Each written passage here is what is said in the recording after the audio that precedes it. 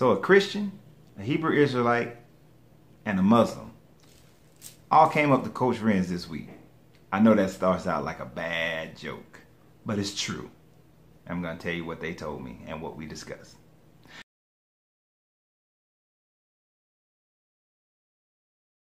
Yo, what's up, everybody? How you doing? This is your Coach Renz, and I want to thank everybody for being here. I want to thank all my patrons and thank all my subscribers and everybody who likes this video. If you're finding this channel for the first time, this channel has now just been designed for just spirituality, alchemy, magic, for all those kinds of things, for personal development. That's what this channel is about.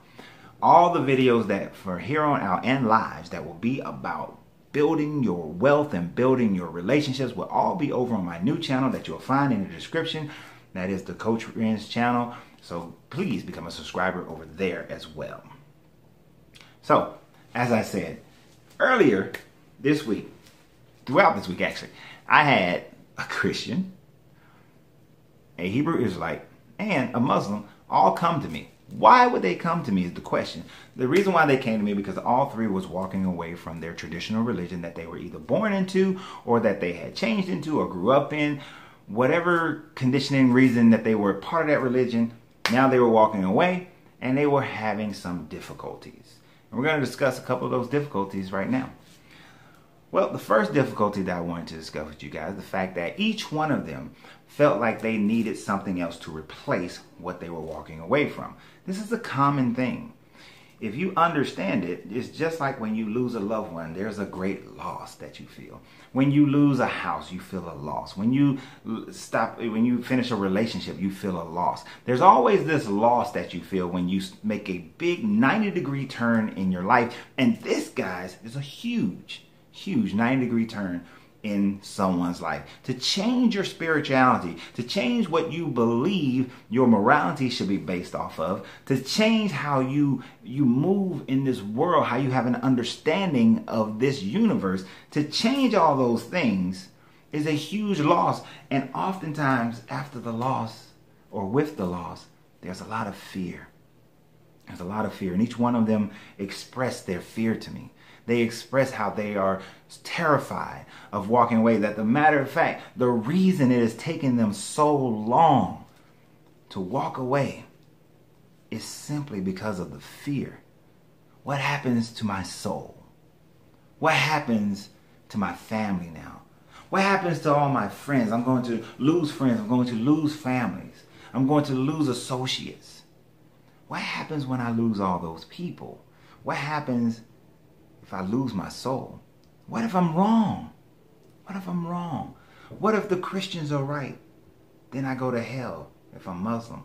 Well, what if the Muslims are right? Then I go to then I go to Muslim hell. What if the Jew is right? Then I cease to exist and I go to Sheol. What if the Buddhists are right? Then I come back as an eggplant or a mosquito.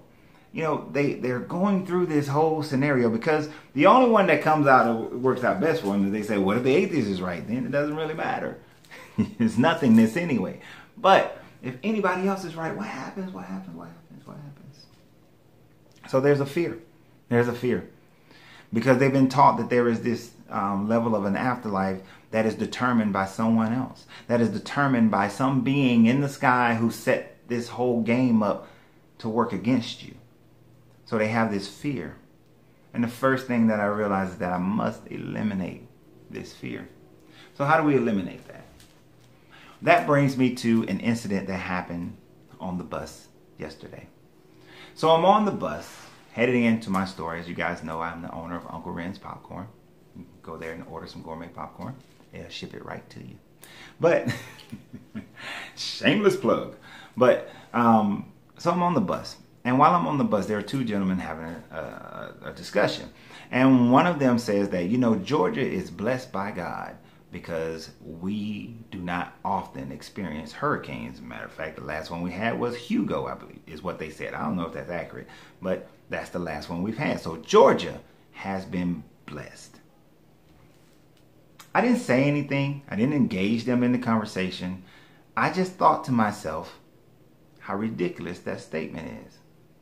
That would be like if California has earthquakes. If they have one, and there's a massive one, That would be like someone in Nevada who's close to California but didn't experience the earthquake and rarely experience earthquakes, saying that, you know, we are so blessed by God. Nevada is blessed by God that it doesn't have earthquakes.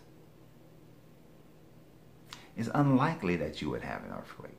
Just as unlikely as it is that Georgia would experience a hurricane.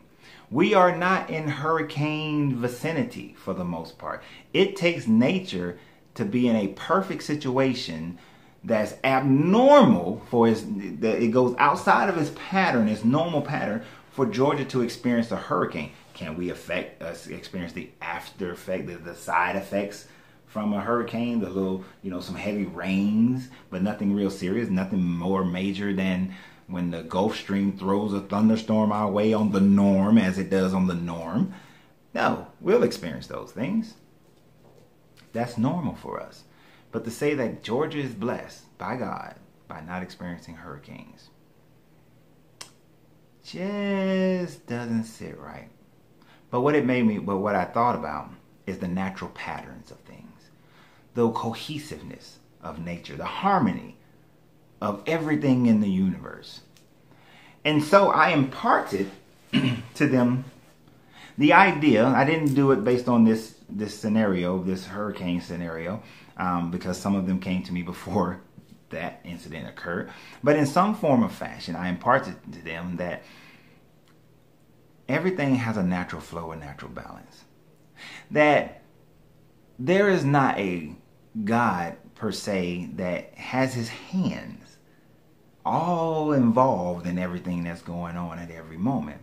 That is not saying that, well, I think I want to use a hurricane, I'm going to destroy this area, or I'm going to use my hurricane to destroy that area.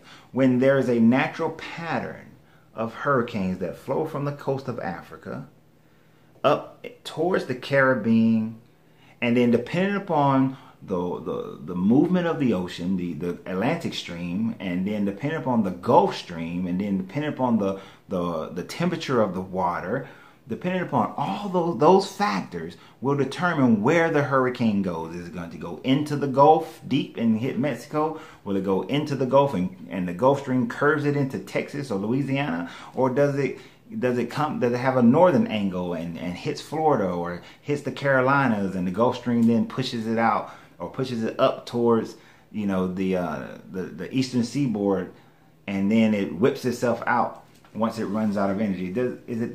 Is that what's happening? Is that what's going on? That's the natural pattern. And you have those variables. So there is no God figure that is so involved into your existence that he's manipulating things. Instead, just as the earth has natural weather patterns all over it, all over the earth, there are natural weather patterns. And of course, these patterns change over history. They change over time. Change is a constant. Instead of that, there is a natural pattern of the universe. There's a natural pattern of your consciousness.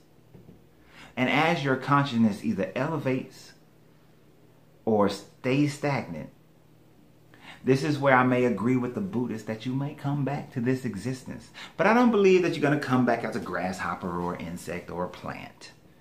But you may come back to this existence to redo it, to learn it, to figure it out.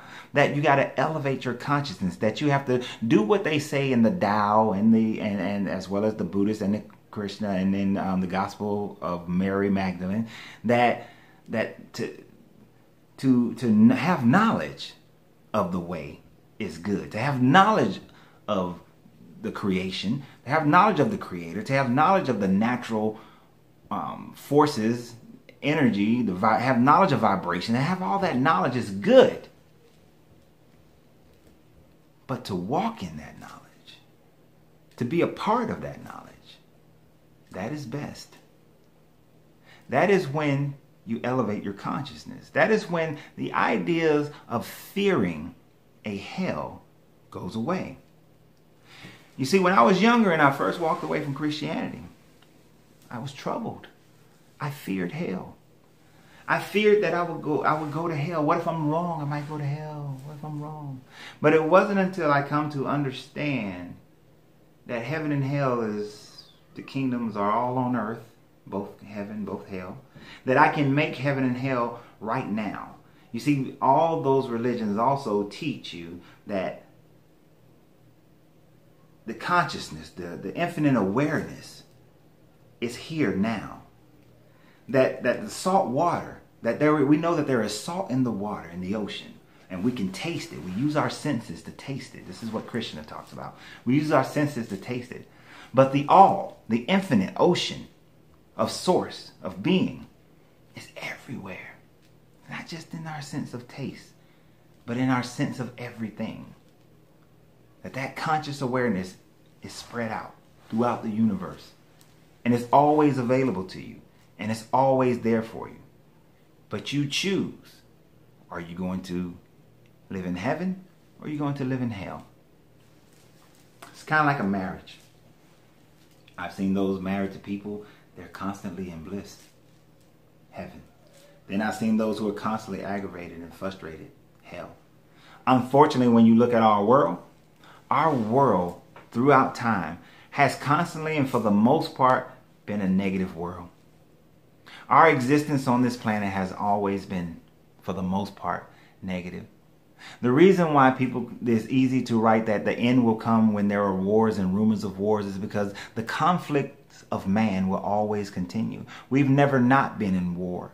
There's always been war between man since the dawn of man. However long we've been on this planet, we've been in war. We've been in conflict. I believe that conflict is because we have conflict within ourselves. We have conflict believing that there is some entity that is telling us that if we do not believe in it, that we will go to hell. And if we do not believe in it, if we believe in it, but the other person does not believe in it, then we must fight them. We must conquer them. We must destroy them. Because if you do not believe in me, believe in the same thing I believe in, and you all right, then I will go to your version of hell. So I must destroy you, not trying to destroy you, but really, I want to destroy the thought, the idea, the people, the race, the group. The books talk about how they destroyed entire tribes of people to destroy who they are. That the word heretic, the most divisive word, is there to destroy people. As soon as you use that word, as soon as you create heresy and heretic and place that on a people, it makes you feel that you can destroy them. And you are justified through the Creator to do so. When the Creator says, no, I have given you all of this. I've given you the universe. I've given you my universal knowledge for you to follow and utilize for yourself. Georgia is not blessed by the hand of God to not receive hurricanes. Georgia is cause and effect. We're just too far inland. That's Tennessee, too far inland. Missouri, too far inland. Missouri runs along the Mississippi River. It floods along the Mississippi River. Georgia doesn't receive floods from the Mississippi River. We're not blessed. We're just not there. Cause and effect. Your awareness of where you are. If you don't want to fear hell, if you don't want to fear that there's some God that's just playing you like a puppet, then recognize that you create your heaven, your hell, your thought patterns.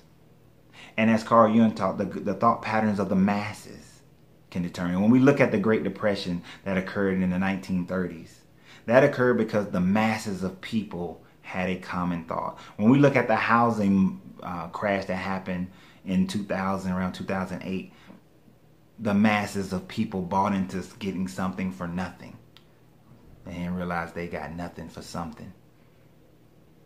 It is the mass thinking of people that creates a negative world, and nature flows with it. If the masses of people are vibrating negatively according to the law of polarity, then we move down the pole of negativity. So in order to change that, we have to change the environment. If you are tired of being punished by hurricanes and you live in the islands, or you live in the along the Gulf Coast, change your environment, move, and then you will be blessed like we are in Georgia. I know that sounds crazy, right? But that is one of the things that we talked about. The fact that heaven and hell only exist because you decide it exists. and you decide that you're going to participate in it and live in it, when heaven and hell doesn't exist. It doesn't exist in the format, let me rephrase, it doesn't exist in a format of a place that based on your works, based on your deeds, based on your, whether you believe in Yeshua or you believe in Krishna or you follow any of these demigods, that you will eventually end up into a heaven by simply believing. Because if that was the case, then Hitler would be in heaven. And I would have a hard time accepting a God that says that he can do all of that, but as long as he believes in Jesus, he goes to heaven. I know many will say that, well, it also talks about, you'll know my children by their works. If that's the case, most of you are not going to heaven who believes in Christianity, Islam, or any of these traditional religions, because you're not doing what your book says. You're not committing it to yourself to the life. If the evidence of your belief in John 3:16 is by how you live your life, look in the mirror. How do you live your life? I guarantee you're not living based on the tenets. And remember, he said, I come not to take one tittle from it. So you should still be obeying the law of the book. All my Jewish people, you're not following all the Jewish tenets. Oh, this temple is not in Jerusalem anymore, so that's why we don't have sacrifice. Sounds like doctrine, not your book. So, do you ask, I can't walk 1,000 steps, all the scripture has become more important than relationship. And that's where you're missing it. Relationship with yourself, relationship with the universe. So that's one of the things that we had talked about. Another thing we talked about was prayer. And I'll ask, well, how do you pray now? How do you pray? And I told him I don't pray. I meditate and I make affirmation statements, but I don't pray. I recognize that the universe is set up based on thought, that things that manifest, they manifest based on your thoughts and your vibration. If you want to have anything in life, you got to understand your thoughts and your vibration. You have to reprogram your subconscious thoughts so that you vibrate differently, which causes you to take different actions so that your cause and effect changes your results. If you see up here, these are I am statements. As some of you know, I did 66 days of I am statements. What you don't know, possibly, is that if I took any one of them and I said that I am brilliant, then I finished the statement with brilliant I am. I am driven, driven I am. I am knowingness, knowingness I am. I am deliberate, deliberate I am. I am straightforward, straightforward I am. I am hermetic, hermetic I am. I am healthy, healthy I am. You pray for your miracles of health. You fall ill, you fall sick. God, please just heal my body. But if you don't, I thank you anyway. Well, you just killed your prayer right there. Because two things happen in that prayer. One, you're begging. You're not making affirmations. You're not determining what is. And then two, you put doubt in it. You cannot manifest anything if you're walking around filled with doubt and negativity towards it. Because the universe hears one thing, your true thoughts. And your true thoughts usually reside in your subconscious. So if your subconscious is not programmed to know these things, believe these things, that is all that there is, then your subconscious is going to go with whatever the opposite of these things are. If you believe that you are unhealthy, then your subconscious is putting out the vibration of unhealthiness, and you will vibrate in that pattern, and then you will constantly give in to the temptations that causes you to be unhealthy. You will ignore drinking water. You will ignore eating healthier foods. You will ignore exercising. You will ignore taking care of your body. You will ignore taking care of the health of your mind. You will ignore all those things, and your end result will be being unhealthy. So when I pray, I don't pray like normal people, and scratch that. because I ain't gonna call them normal. I don't pray like most people. I meditate. And in my meditation, I unblock fears. I unblock the loss of love. I unblock my chakras. I unblock all these things. And then I focus on what I am. And what I am is not always my current reality, because reality is like time. It exists on time, and time is a river that flows in a circle, and I can reach up and pull from the circle at any point that I choose. Time is not real. So I focus on what I am, and then I reaffirm the I am, like I just did. I am mentally free. Mentally free, I am. Let me explain this one just in case somebody sees it. I am a 5%er. A 5%er I am. Not the 5%ers of the religion, but the 5% that ascend as masters. The 5% that understands how the currency, how the flow of energy in the universe works. Not the ones who are as cattle. What did Seneca say? To the masses, to the common man, religion is truth. To the wise, it is false. To the rulers, it is a tool. The rulers represent the smaller percentage. To the guru, who understands how things actually work, they are few. The masters, the ascended masters, are few. That's what the 5%ers represent to me. These people who are coming to you, who come to me, and walking away from their traditional religion, they're going to go through fear. They're going to go through doubt. They're going to go through anger and frustration. In that, I would like to close with this idea. Meditate. Say your affirmations. Reaffirm them. But the main thing I want to close with is a verse from, it's attributed to the Gospel of Thomas. It's attributed to Thomas Didymus, the twin. And that is this.